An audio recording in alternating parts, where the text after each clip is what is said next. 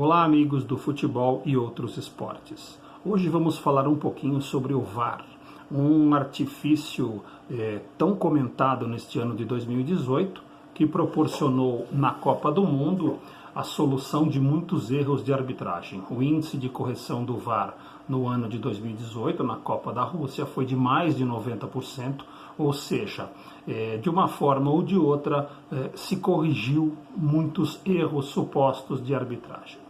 No Brasil, nós temos duas diferenciações em relação ao VAR usado na FIFA. O VAR usado na FIFA ele tem alguns pontos específicos. Mudança de cartão amarelo, se a bola entrou ou não, lances de pênalti, jogador mal expulso.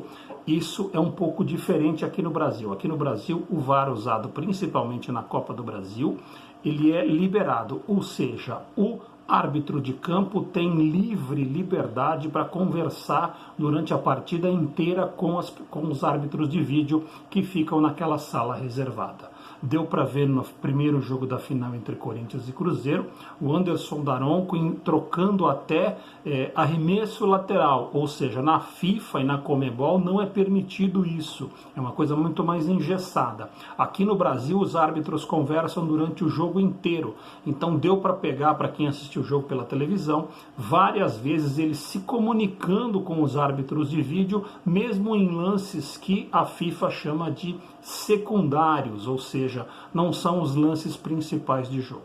Outro grande detalhe, e esse é o ponto que eu queria deixar bem claro neste comentário, muita gente fala erradamente que a maioria dos clubes foi contra o VAR no Campeonato Brasileiro. Isto não é uma verdade. A maioria dos clubes foi contra o VAR, que foi imposto pela CBF com um custo de R$1 milhão para cada time. Ou seja, um custo absurdo. Ela queria vender o VAR no preço dela. E a gente sabe que a CBF, quando coloca quando ela precifica as coisas, ela superfatura e superfatura muito. Quando já se viu, para corrigir erros de arbitragem dos seus próprios árbitros, você cria um VAR e quer que os clubes paguem 100% do custo deles. Corinthians, Atlético Paranaense, Flamengo e outros times grandes recusaram o VAR ao custo da CBF. Não significa que eles recusaram o uso do VAR. Eles não querem que exista interferência externa para resolver problemas. Então, muita gente vem falando, não, times A, B e C não querem o VAR, não. Eles se recusaram a pagar o VAR no preço da CBF, um preço de R$40 milhões para o Campeonato Brasileiro. Para vocês terem uma ideia, no Campeonato Português, o VAR foi instalado em todo o Campeonato Português a €1 milhão, ou seja, R$4 milhões para todo o Campeonato Português. Campeonato Brasileiro, o Brasil é continental, é isso, aquilo sim, com certeza. Eu mesmo tinha uma estimativa de custo que com €2 milhões, ou seja, com R$8 milhões, você teria o VAR instalado para o Campeonato Brasileiro todo.